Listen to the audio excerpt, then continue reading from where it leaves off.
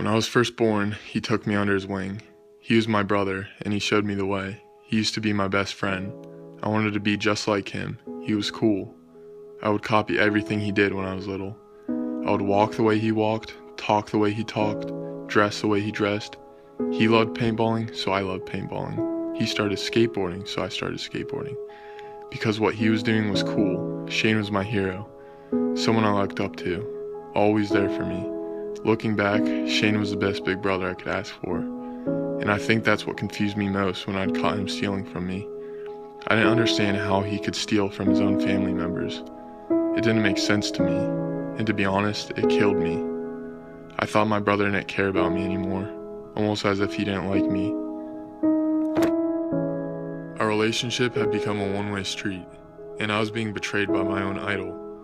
I was stabbed in the heart. He tried to explain and apologize with some dumb excuse, but I never really understood. Maybe I was just too young to understand what was going on. However, being his brother, I had to forgive him, and so I did, but things would still never be the same. Shane wasn't the brother I grew up with, no longer the one I looked up to, and it wasn't until a few years later that all my questions were answered in the worst way possible. I remember the whole thing all too well. I was sitting in my room studying for a history test. My dad asked if I'd seen Shane. His car was still outside and he was supposed to be at work 30 minutes ago. A few minutes later, I heard a door being kicked down and my dad frantically yelling, "Call 911! Call 911!" Next thing I knew, my hand was gripping onto the railing tight enough to keep my body from moving forward. My body became the rope in a tug-of-war, and my mind was splitting, pulling on both ends. My rational side telling me to turn around and go back up, and my overpowering curious side telling me I had to see what was going on. My world started to move in slow motion as I continued down the stairs. I turned the corner to see my brother's limp, pale body propped up by my dad. His lips were purple and his mouth was open as his eyes rolled back in his head.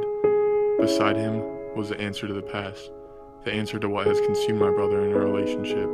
A needle. My brother was a drug addict. He had overdosed on heroin. My head was spinning. I was in shock as I stood frozen. My jaw dropped like his. Everything went silent in my head as I walked back up the stairs. Distant sirens sounded. They grew louder as they got closer to my house. And the only thing I could think of was that I had lost my brother forever, that I'd never be able to speak to him again. I was more pissed off than anything. I was no longer mad at my brother for stealing my money, but mad at the needle for stealing my brother. I was torn at the idea that I could never relive old memories with him, relive the times before his addiction, the good times. Luckily, he regained consciousness at the hospital. After going through treatment and rehab, he returned home. As a family, we discussed everything. And like I felt on the stairs, I was again in a tug-of-war with myself. Do I stay angry and disappointed with my brother? Or do I forgive him? After all, he's still my brother, so I had to forgive him. But I'll never forgive the kidnapping drug that strips all identity. The drug that stole my brother. And I'll never forget that later that night, he came into my room apologizing for his selfishness and our lost relationship. Bursting into tears, he told me how he's always looked up to me. That was hard to understand, how my older brother could be looking up to me, especially when I'd always looked up to him. He's the older one. Why was he looking up to me? A part of me was proud that someone looked up to me, but the other part upset because of my older brother.